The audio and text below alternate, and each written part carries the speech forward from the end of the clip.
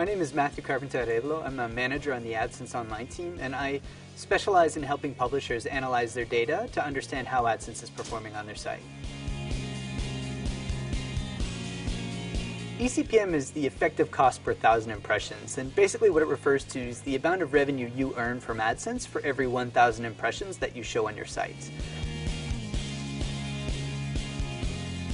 eCPM is really influenced by two different factors. One is the click-through rate, which is CTR, and that's how often users click on ads.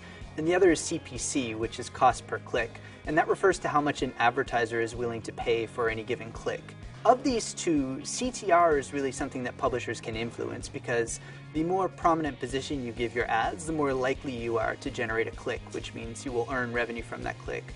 CPC is really determined by how much advertisers are willing to pay for that click, and that can vary based on the content because, for example, if you have two different types of content, if you have gold watches and you have cat food, then it's much more likely that an advertiser is going to value that gold watch over that cat food and is going to be willing to pay a little bit more.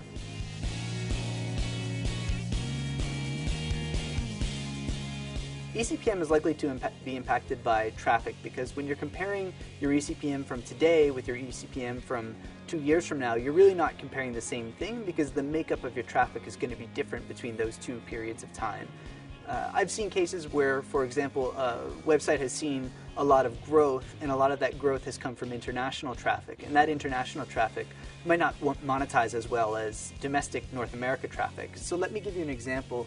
A while back, I was working with a publisher who had seen a slight decrease in her eCPM over the period of 2 or 3 years, despite her revenue increasing substantially. And what we saw was that a lot of her traffic was coming from countries and places outside of the United States, such as in Latin America and Asia.